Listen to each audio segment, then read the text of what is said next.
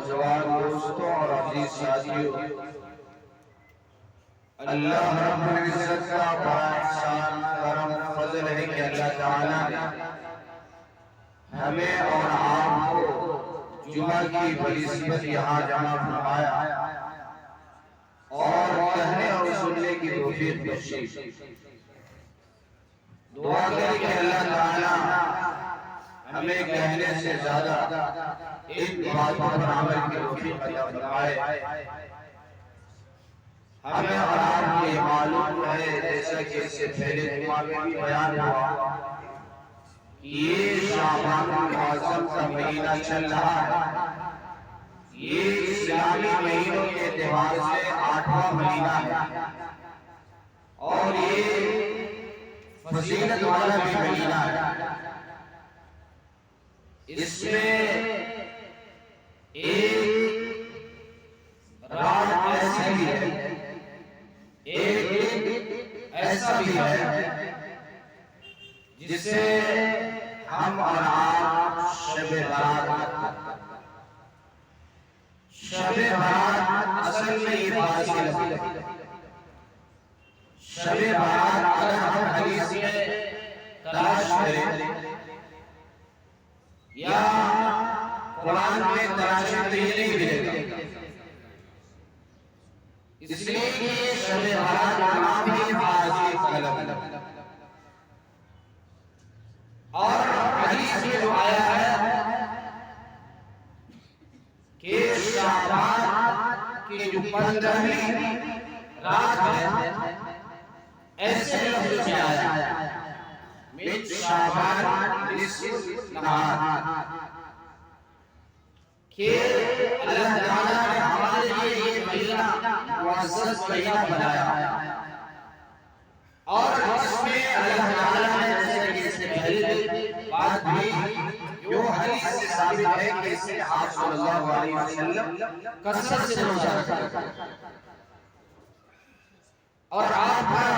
اکثر بیشتر معمول یہی تھا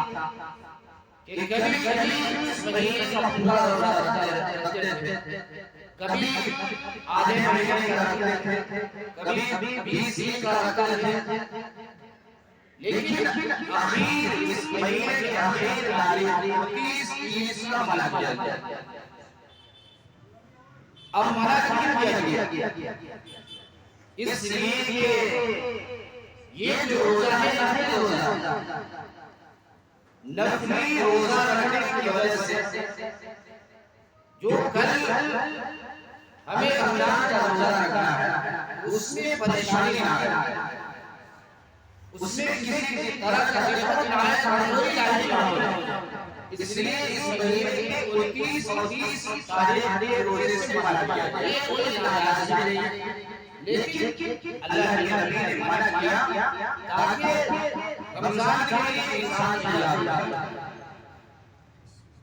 اور اس مہینے کے 15ویں رات سے متعلق بہت ساری حدیثیں بھی ہیں اور ایک حدیث میں آیا کہ آپ صلی اللہ علیہ وسلم نے ارشاد فرمایا کہ اللہ تبارک و تعالی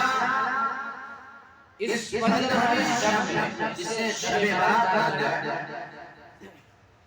قبیلہ قلب کے جو بکریوں کے بعد ہے اس کے برابر اللہ تعالی بندوں کی مغفرت فرماتے ہیں۔ اب قبیلہ قلب کی بکریوں سے مثال کیا گیا، اس لیے کہ اس دور میں یہ ان کے پاس بکریاں بہت زیادہ تھا، ان کے پاس بکریوں کی تعداد بہت زیادہ تھا۔ یہ مثال نہیں دیا گیا کہ ان کے بکریوں کے بال جتنے بدن پر بال ہے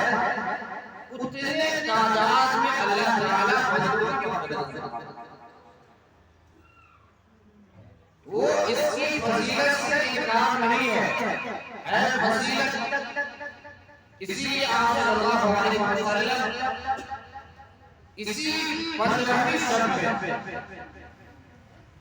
آپ صلی اللہ علیہ وسلم اپنے بستر سے اٹھ کر جنت البقیع میں گئے اب حضرت عائشہ پریشان ہو گئی، آپ صلی اللہ علیہ وسلم نہیں کیا تشریف فرما، جب بستر پر نہیں پایا تو حضرت عائشہ نے یہ خیال کیا کہ آپ صلی اللہ علیہ وسلم کسی دوسری بیوی کے پاس چلے گئے، یہ تلاش کرتی ہوئی گئی تو دیکھا کہ آپ صلی اللہ علیہ وسلم جنت میں مقیم ہے، اور آپ نے فرمایا اے عائشہ تمہیں معلوم ہے کہ آج کون سی رات ہے؟ آج کی رات 15ویں شب ہے، 15ویں شعبان کی 15ویں رات ہے، اور اللہ تعالیٰ اس رات میں جو قبیلہ قدر کے بکریوں کے بالوں کے برابر اللہ تعالیٰ بندوں کی بخشش فرماتا ہے، تو لیکن یہ عمل جو آپ صلی اللہ علیہ وسلم جنت میں بقیع قبرستان گئے ہیں صرف زندگی میں ایک مرتبہ، پوری زندگی میں آپ صلی اللہ علیہ وسلم ایک مرتبہ قبرستان گئے ہیں، لیکن آج لوگوں نے ماحول بنا دیا ہر شب برات میں قبرستان، ہر شب برات میں قبرستان، تو یہ عمل غلط ہے۔ ہاں سال میں پوری زندگی میں ایک مرتبہ آپ بھی چلے جائیں جیسے انکار نہیں ہے، لیکن ہر جب شب برات آئے قبرستان جائے یہ ثابت ہے، آپ صلی اللہ علیہ وسلم سے جو ثابت ہے صرف زندگی میں ایک مرتبہ، ایک مرتبہ آپ بھی جا سکتے ہیں، لیکن ہر شب برات میں جانا یہ حدیث سے ثابت ہے، اور آپ صلی اللہ علیہ وسلم نے ارشاد فرمایا اس رات میں بھی ایک حدیث میں 5 شخص کے بارے میں، اور دوسری حدیث میں 6 شخص ایسے ہیں جن کی مغفرت نہیں ہوئی۔ 5 والی حدیث بیان کرتے ہیں کہ آپ صلی اللہ علیہ وسلم نے فرمایا 5 ایسے بدنصیب ہیں جن کی اس رات میں بخشش نہیں ہوئی۔ ایک وہ شخص ہے جو اللہ کے ساتھ شرک کرتا ہو، اللہ کے ساتھ کسی دوستوں کو شریک کرتا ہو، ایسے شخص کی اس رات میں بھی بخشش نہیں ہوئی، اس لیے کہ اللہ تعالیٰ اپنے ساتھ شرکت کو پسند نہیں کرتے۔ اللہ ایک ہے اور اللہ کے ساتھ کسی کو شریک کرے اللہ اس سے قبول نہیں کرتا۔ اور دوسرا وہ شخص ان کی بھی مغفرت اس رات میں نہیں ہوتی بشرطے کہ سچے دل سے توبہ کرے، وہ ہے اپنے اندر بغض رکھنا، کسی کے خلاف دشمنی رکھنا، کسی کے خلاف اس کے بڑھتے ہوئے اس کے پیسے کو دیکھ کر جلن کرنا، ایسے شخص کی اس رات میں بھی بخشش نہیں ہوتی۔ جو شخص کسی کو دیکھ کر جلتا ہے، حسد ہے، جلن ہے، بھلا شخص ایسے مقام پر کیسے چلا گیا، بھلا کے پاس اتنی پیسے کہاں سے آ گیا،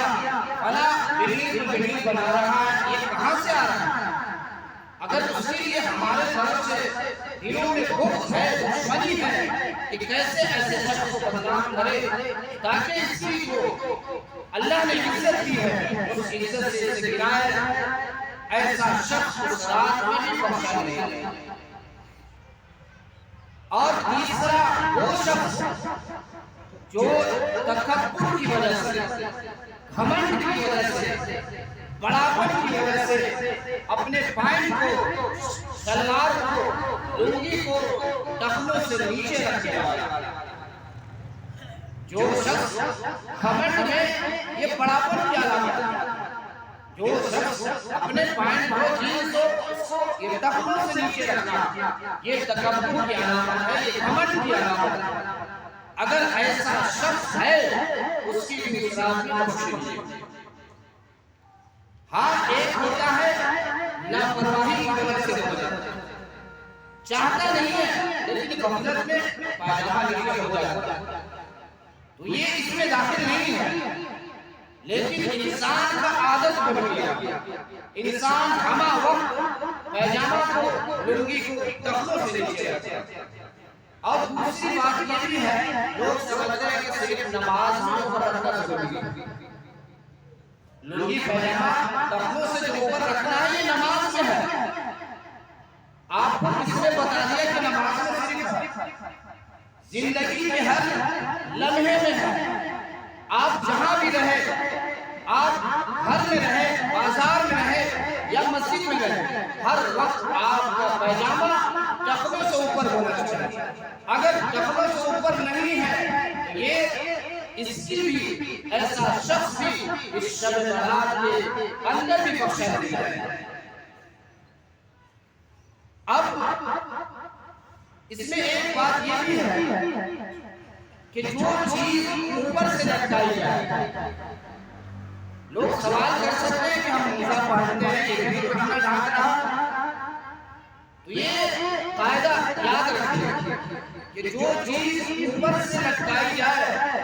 وہ چیز ٹخنوں سے نیچے کرنا حرام ہے۔ جو نیچے سے اوپر پہنا جائے وہ چیز حرام نہیں ہے، اس لیے موزہ پہننا ٹخنا ڈھانک دیتا ہے، یا خفین پہننا یا جراب پہننا یہ سب موزے کو ڈھانکتا ہے، لیکن پھر بھی حرام نہیں ہے۔ یہ قاعدہ آپ کو یاد رکھنا ہوگا، جو چیز اوپر سے لٹکائی ہے، پیجامہ اوپر سے لٹکایا جاتا ہے، یہ لنگی اوپر سے لٹکایا جاتا ہے، جینس اوپر سے لٹکایا جاتا ہے، یہ چیزیں نیچے رکھنا ٹخنوں سے یہ چیز حرام ہے۔ یہ تین شخص ہوئے۔ چوتھا وہ شخص جو مدمن الخمر، ہمیشہ شراب میں مبتلا رہتا، ہمیشہ شراب پیتا ہو، اس کی زندگی میں شراب ہی ہے، صرف شراب شراب، جب دیکھے جب شراب میں مبتلا، ایسا شخص اس شب برات کے اندر بھی نہیں بخشا جائے گا، بشرطے کہ وہ سچے دل سے اللہ کے سامنے توبہ کر لے، تب جا کر ان کی بخشش ہو سکتی ہے۔ اور پانچواں اپنے والدین کا نافرمان، جو اپنے والدین کی نافرمانی کرتا، ان کو جھڑکتا ہے، ان کو ڈانٹتا ہے، ایسا شخص بھی اس بابرکت رات میں بخشا نہیں ہے۔ اور اسی طرح ایک اور روایت ہے، اس میں 6 شخص کے بارے میں بتایا۔ ایک یہی مشرک، اللہ کے ساتھ شرک کرنے والا، دوسرے میں وہ شخص جو دیکھ کر ایک دوسرے کو دیکھ کر جلنے والا، دوسرے کے لیے دل میں بغض رکھنا یہ شخص، اور تیسرا وہ شخص جو قاتل طریق، ڈاکہ ڈالنے والا۔ ایک تو ہوتا ہے چوری ہوتا ہے چپکے سے، اور ڈاکہ ہوتا ہے کھلم کھلا، بندوق کے نوک سے دھمکا کر، اسے ڈرا کر دین پہ ڈاکہ مارا جاتا ہے۔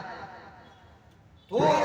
قاتل طریق ڈاکہ ڈالتا ہو، چوری کرتا ہو، تو شریعت کا قانون یہی ہے کہ اس کے ہاتھ کاٹا جائے، مخالف سر سے ایک ہاتھ